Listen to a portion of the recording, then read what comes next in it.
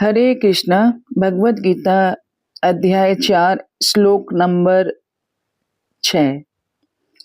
अज्योपि सन्नव्ययात्मा भूतानि ईश्वरोऽपि सन् प्रकृतिं स्वाम अधिष्ठाय संभवाम यात्ममायया। इस श्लोक का अर्थ है, मैं अजन्म और अविनाशी आत्मा होने के साथ साथ समस्त जीवों का ईश्वर भी हूँ। फिर भी मैं अपनी ही दिव्य शक्ति से प्रकट होकर अपनी प्रकृति को अधीन करके इस संसार में अवतरित होता हूँ। यहाँ भगवान दो महान सत्य एक साथ प्रकट कर रहे हैं। पहला, उनका स्वरूप अजन्मा, नित्य और अविनाशी है। वे कभी जन्म नहीं लेते और ना ही मरते हैं।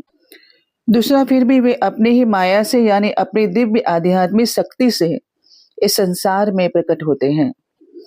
यह एक विरोधाभास जैसा लग सकता है, पर यही तो भगवान की महिमा है। वे स्वयं अपने नियमों से परे हैं।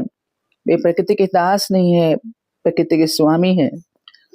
इसलिए वे प्रकृति को अधीन करके उसके ऊपर रहते हुए अवतार लेते हैं। सोचिए, एक सामान्य जीव तो प्रकृति के 3 गुणों के अधीन जन्म लेता है, कर्म करता है और फंसा रहता है।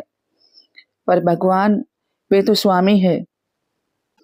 वे प्रकृति को अधिष्ठित करते हैं, यानी उस पर पूर्ण अधिकार रखते हुए उसे नियंत्रित करते हुए प्रकट होते हैं। यही कारण है कि भगवान के हर अवतार में एक दिव्य उद्देश्य होता है। धर्म की स्थापना, भक्तों की रक्षा और दुष्टों का विनाश। वे केवल मनुष्य की तरह जन्म नहीं लेते हैं, वे सचेतन रूप से अपनी इच्छा से प्रकट होते हैं। इस श्लोक का हमारे जीवन के लिए क्या संदेश है?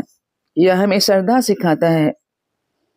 जब हम समझ जाते हैं कि भगवान का अवतार कोई साधारण जन्म नहीं है, बल्कि एक दिव्य घटना है, तो हमारी भक्ति में गहराई आती है।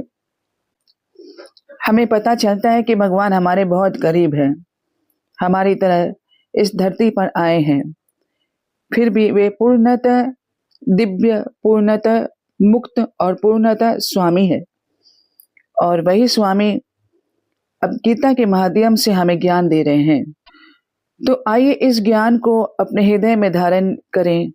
भगवान के अवतारों को महज कहानियां नहीं समझें, बल्कि उनके दिव्य प्रयोजन को पहचानें और स्वयं को उस दिव्य लीला का एक भक्तिपूर्ण भागीदार बनाएं।